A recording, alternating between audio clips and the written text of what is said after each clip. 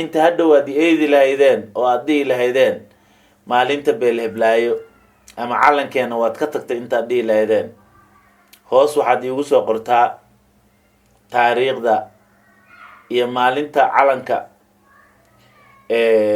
aad u astaysateen.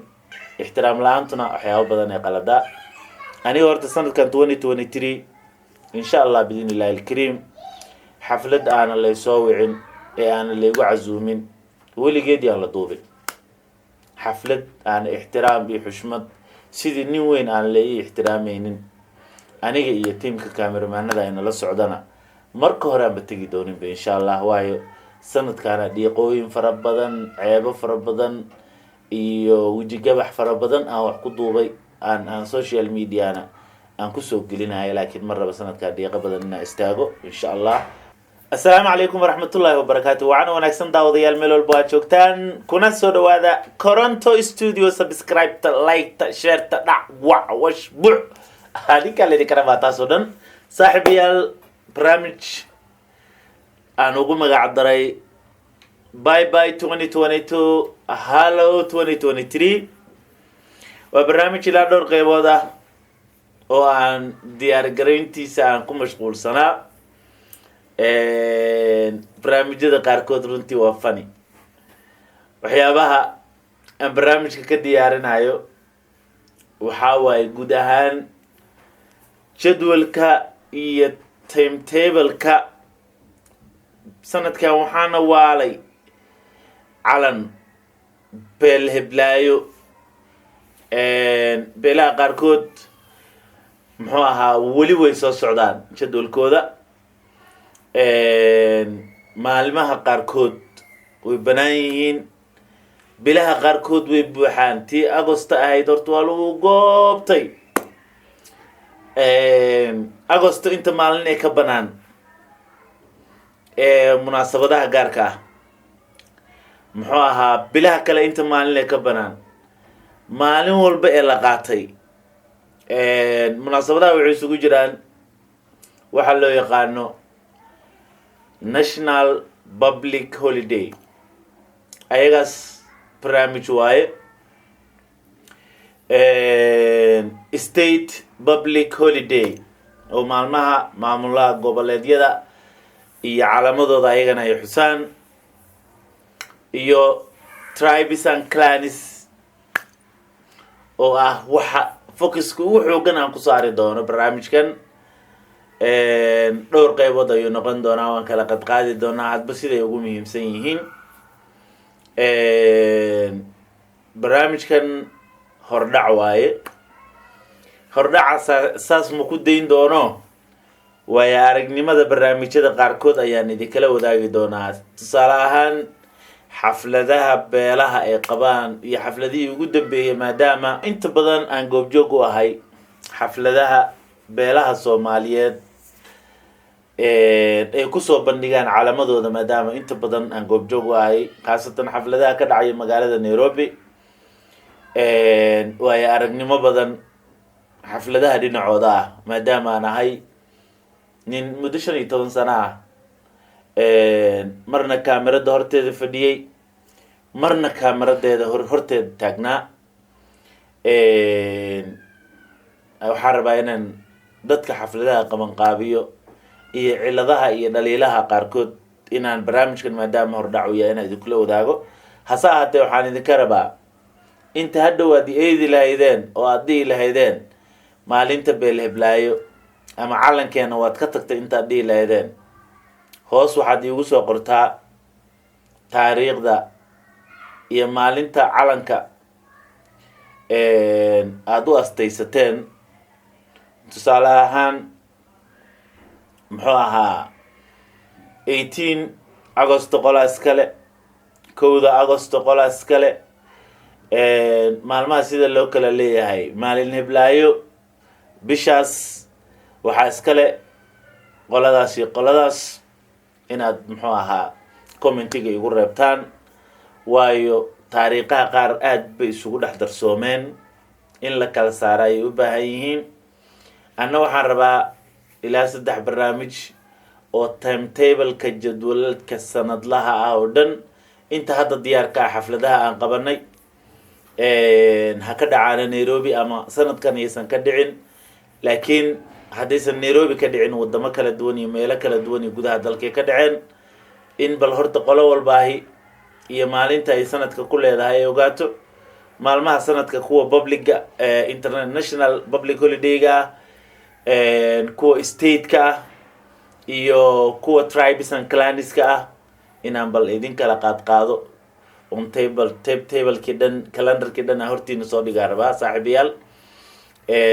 idinkuna inaa qeybtiina ka qaadataan maalmaha gaarka ah ee aada leedihiin. intaad dhihi lahaydeen waa leega soo tegay, hoos commentiga videogan iigu soo reeba hadduu alla idmo, ama barnaamijyada kale ee ka horeeya barnaamijka labaad ama barnaamijka saddexaad ayay noqon doonaan maalmaha qabaa-ilada ay u asteysteen calamadooda. marka qof walbo oo daawanaya muuqaalkan calan ayuu leeyahay.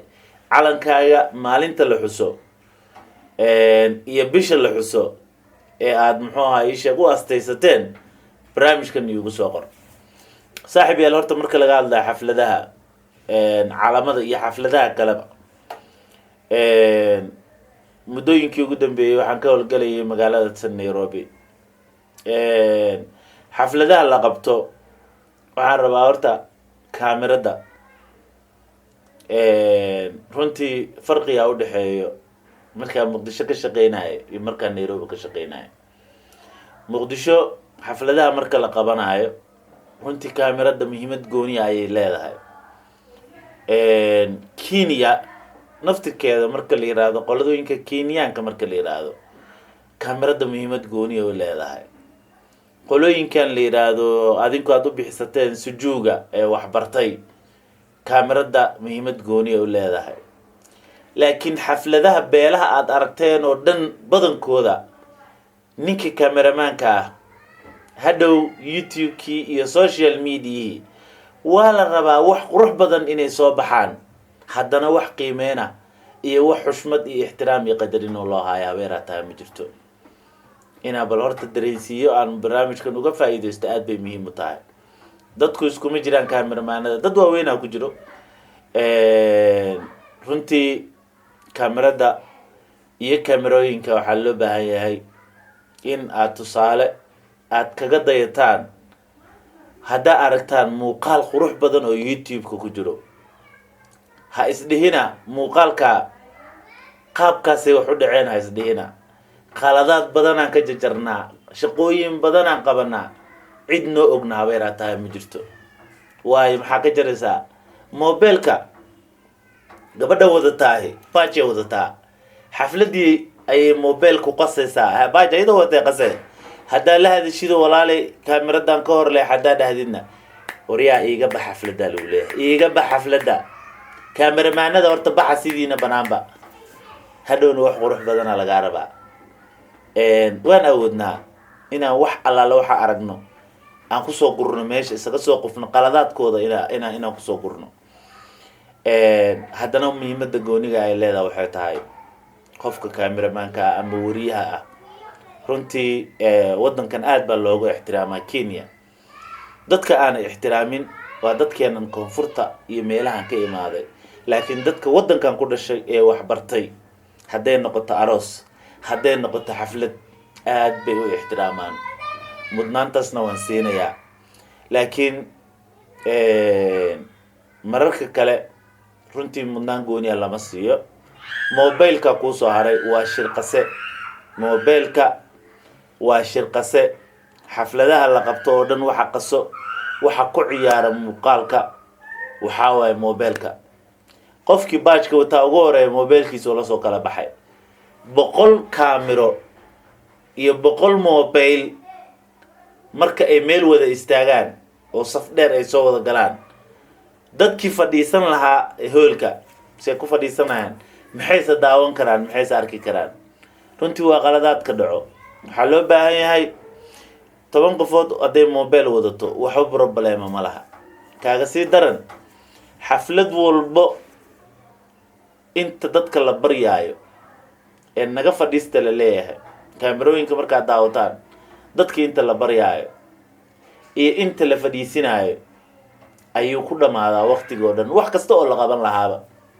waayo saaxiibayaal cilada waxay ka jirtaa organizerska xafladda. dadka xafladda qaban qaabinayo waxaa la rabaa inay hawsha u dhiibtaan horta qof dadka kala garanayo, bulshada kala garanayo, qofka martida ah iyo qofka aan martida ahayn, qofka xushmada mudan, ixtiraamka mudan iyo qofka aan mudnayn, dad kala garanaya jiro. tusaale ahaan hadda tiimkaas oo dhalinyarada la yiraahdo way kala garanayaan magaaladan, qofka kaamiramanka way kala garanayaan. anigoo kale hadda korontaa nin weynina ahay, wiil walba ama gabar walba oo tiimkaas oo kamid ah xushmadeeda iyo ixtiraamkeyga way siisaa. laakiin xafladaha qaarkood muxuu ahaa anoo life ku jiro ama anoo wax duubanayo waxaa suurtagala cunug yar inuu intuu i yimaado uu yiraahdo waryaa ka bax hoolka. waa xanaaqa mararka qaarkoodna waxaan isdhahaa saaxiib meesha muqdisho maahan waa Nairobi. meelaha qaarkoodna aad baa laygaga ixtiraamaa. laakiin qaladaadkan idin sheegayo xaflad walba sanadkan feer iyo faralaab ay xafladaha qaarkood ku dhaceen. feer iyo faralaab si sanadka kale looga digtoonaado. kaamirooyinka boqolaalka ah ma rabo aniga in oo dadka qaar bariis la-aan la dhiga ma rabo, laakiin in micnaha kaamirooyinka la xadeeyo kow aad bay muhiim ugu tahay si muuqaal qurux badan u soo baxo. ugu yaraan 10 kaamiro hadday shaqayso xitaa isanaaf. laakiin haddii la dhaho qof kasta oo hoolka imaanaya kaamirada wataa, haddii la dhaho mobeelada qof kasta waxbuu duubaya, haddii la dhaho qof kasta kaamirada horteeda istaagaya waxbuu mobile u haystaa, haddii la dhaho xiliyaa la istaagina jiro. astaanta qaranka kale marka wadankan astaanta qaranka marka la qaadayo qof dhaqaaqaya ma arkaysid.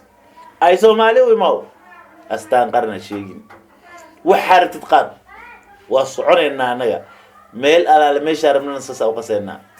hoolkaba waxa loo kireeyay waxaad is leedahay maxay horta ujeedka hoolka loo kireeyay iyo ujeedka xafladaba dadka oo socdo qaarkood wallahi ma aaminsana.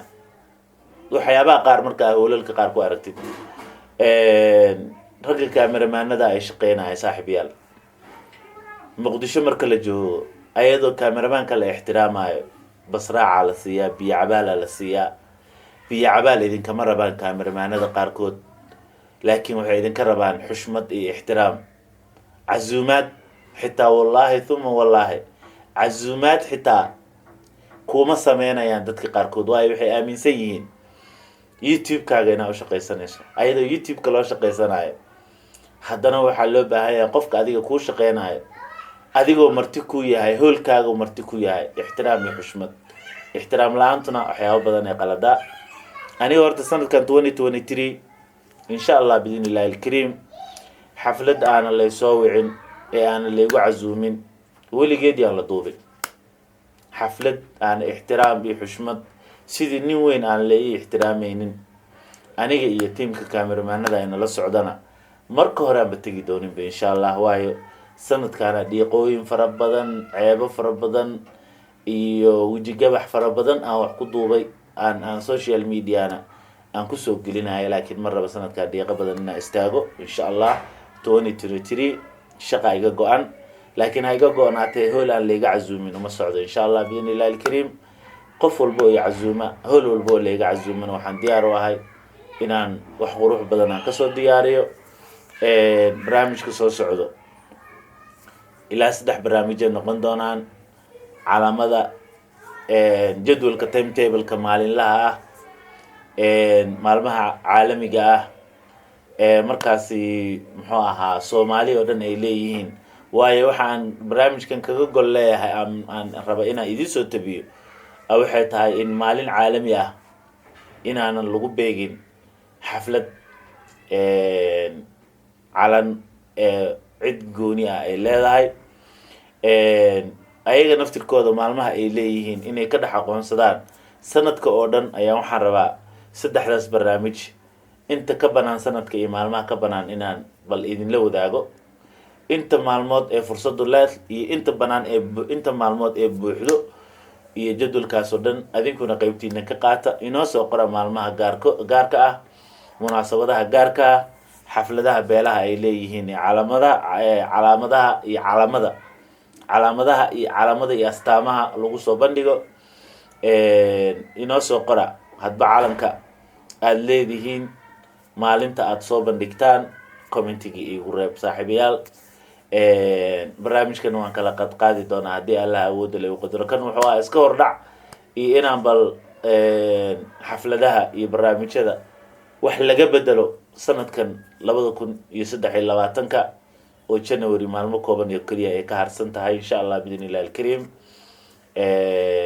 asxaab badanna waxay leeyihiin koronto Soomaaliya ka tahay isagana barnaamij gooni ah marka aan saddexdan barnaamij dhameeyo barnaamijkayga afraad ayaan idinkaga dhigi doonaa oo idinkula wadaagi doono Soomaali Maxamed cida aan ka ahay mowqifkayga waxaan aaminsanahay ka suxufi ahaan ka wariye ahaan iyo waxyaabihii dhacdooyinkii aan la soo kulmay ee dhinaca qabiilka iga soo gaaray muddadii aan shaqeynayay hadda 16 sano ka badan muxuu ahaa mar walba 15 aan dhahaa laakiin hadda way ka badan tahay 16 waayo 2006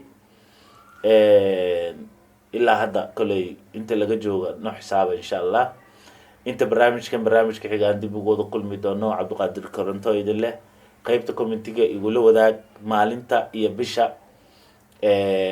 calanka aad u asteyseen si aan bal hadhow lagaaga tagin insha Allah sidaa ay nabadgelyo. Assalaamu calaykum waraxmatullaahi wabarakaatuh.